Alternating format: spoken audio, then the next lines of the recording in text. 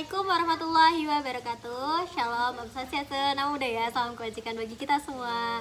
Jadi hari ini kita tuh bakal, aku bakal ngundang dua temanku buat kita tuh cerita-cerita dan kayak ngebahas gitu tentang pengalaman hidup mereka dan gimana sih implementasi Al-Quran dalam kehidupan mereka sehari-hari dan juga bagaimana mereka menanggapi suatu masalah di hidup mereka.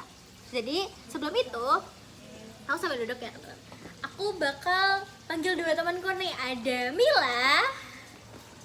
Mana nih Mila? Halo. Dan ada Laili guys. Halo guys. Oke. Guys. Halo.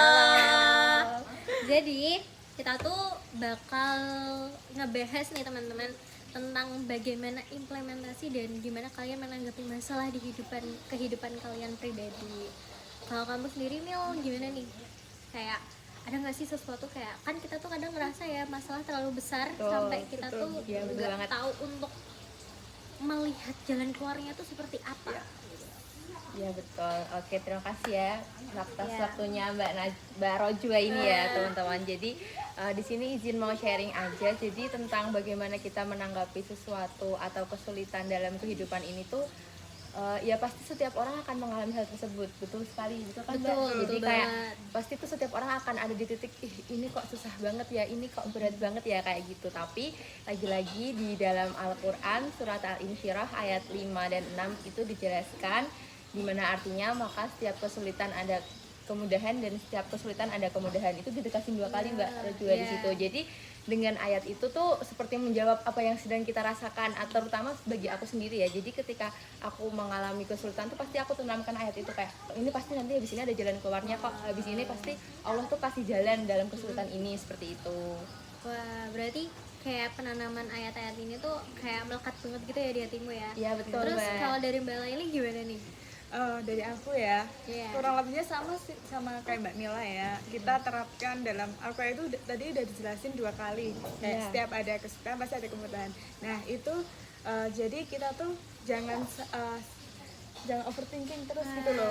Kan karena kita kan punya banyak masalah nih, apalagi kita Gen Z ya, masalahnya tuh banyak banget, entah dari tugas yang banyak lah, yang menumpuk banget, entah dari organisasi maupun tugas-tugas makul yang lain ya. Nah itu kan benar-benar nguras energi kita. Nah dengan kita menerapkan ayat tersebut, setiap ada kemudahan pasti ada kesulitan, jadi kita nggak mudah overthinking gitu sih. Oke nih, berarti kan kayak kita bertiga nih ya di sini tuh ikut organisasi dan terutama Mbak Mila sama aku kan kita ikut Ormawa ya.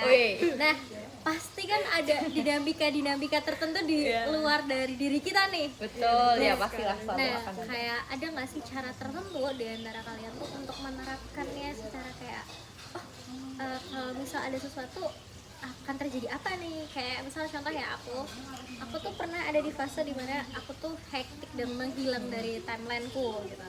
Terus aku menerapkan kayak ayat yang kalian sebutin tadi tuh kayak oke nih, berarti Allah tuh menciptakan ini masalah, pasti ada cara untuk aku belajar dari masalah itu. Nah aku kan belajar lagi nih dari masalah. Kalau kalian sendiri tuh melihat itu tuh sebagai gimana sih? Dari siapa dulu? Boleh itu dong gantian. Kayak dari Laili dong. Gimana tadi singkatnya gimana? Kayak gimana kamu menanggapi masalah di luar dari internalmu? Kan kita dari tadi kan ngebahas kayak masalah internal kita nih. Iya, betul. Tapi gimana kalau kita menghadapi masalah di luar dari internal kita dan kita tuh kayak nggak bisa nih bilang, aduh harusnya nggak ada masalah ini, itu kan nggak bisa kak. Iya, betul. Apalagi kita berorganisasi gitu. Itu gimana? Kalau aku sendiri menyelesaikan masalah di luar internal kita. Iya. Nah mungkin kita apalagi tadi Mbak Rojwa sama Mbak Mila banyak organisasi yang diikutin. Aduh gimana ya? Bahaya deh. Gimana ya? Nah kalau aku sendiri itu mungkin aku lebih sering-sering komunikasi sama teman-temannya gitu. Dan kita tuh kan apalagi kita makhluk sosial ya Mbak. Nah kita nggak bisa tuh kita bisa ada banyak masalah atau apa, apalagi sama teman-teman organisasi itu kita nggak bisa sendiri gitu loh. Kita harus ada teman yang saling menguatkan satu sama lain sih Kak. Dan ini tuh nggak sulit kok, ayo kita sama-sama bareng-bareng gitu. Pasti kita akan lebih happy, nggak gampang overthinking, nggak gampang capek mental gitu. Waduh, berarti kayak Mbak Laili itu menerapkan Al-Quran surat Al-Imran ayat 159 nih, kayak empati, komunikasi, dan Ya. apresiasi. ya. Waduh, Sekali. kayak keren banget dong. Waduh, Keren banget baik. nih. Nah, kalau dari Mbak Mila sendiri gimana nih? Kalau dari aku sendiri tuh lagi-lagi aku berpegang pada prinsip yang tadi aku sebutin nih Mbak Iya. Rojwa. Jadi kayak aku memegang surat Al-Insyirah ayat 5 dan 6. Apapun masalahnya pasti nanti tuh bakal ada jalan keluarnya, entah dari aku sendiri ataupun dari luar seperti itu kan. Jadi ketika aku menghadapi seperti itu, walaupun kadang kayak ini nanti gimana ya, aku kembali lagi merefleksi diri aku sendiri dulu juga dan meyakinkan diri aku dulu, kayak mengafirmasi ini pasti tuh nanti ada jalannya kok, tapi aku belum nemuin sekarang gitu. Nanti pasti ada solusinya kok, tapi belum aku temuin sekarang gitu. Nah ini tuh kemarin aku juga dapat namanya tuh coping religiusitas Mbak Rojwa. Jadi itu tuh coping religiusitas tuh dimana kita tuh dengan adanya masalah-masalah itu tuh malah mendekatkan diri kita kepada Allah gitu loh.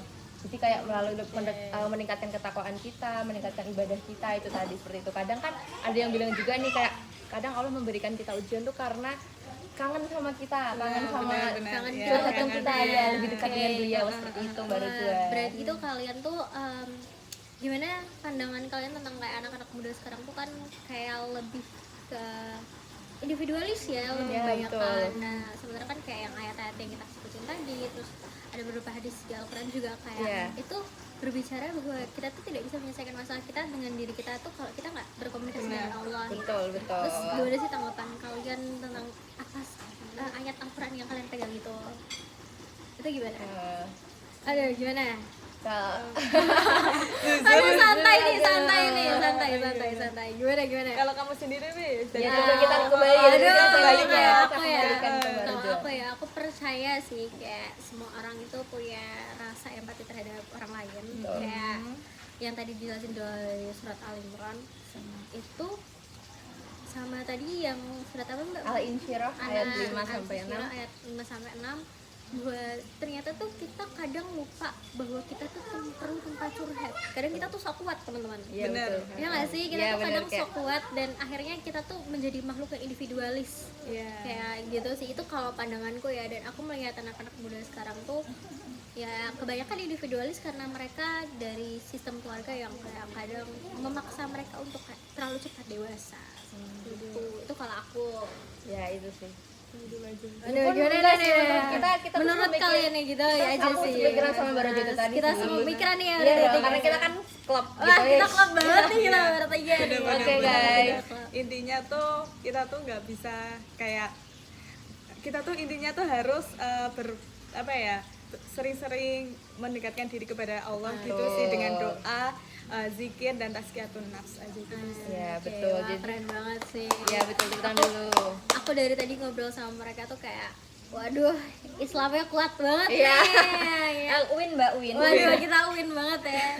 Dan ya kayak yang tadi kita bahas guys, bahwa ternyata tuh kadang kita lupa kalau kita tuh punya Tuhan untuk teman kita cerita, sampai kita tuh melupakan tempat curhat pertama kita tuh harus ke Allah, Betul, bukan orang betul lain. sekali, gitu. Mbak. Betul. Dan kayak yang tadi dari Mbak Mila sama Mbak Lail tuh menegaskan bahwa kayak kadang kita tuh perlu waktu untuk diri kita, tapi kadang itu kita perlu waktu buat bercurhat dan bercurcol dengan Allah gitu. Ya, betul banget Dengan itu. sholat, dengan zikir dan semuanya itulah ya. Oke, karena kayaknya pembahasan kita udah sangat-sangat di ujung topik nih ya. Kita bakal stay tune di pembicaraan kita di selanjutnya, di podcast kita selanjutnya, Betul. teman-teman. Bye bye. Bye bye. Terima kasih. Banyak satu.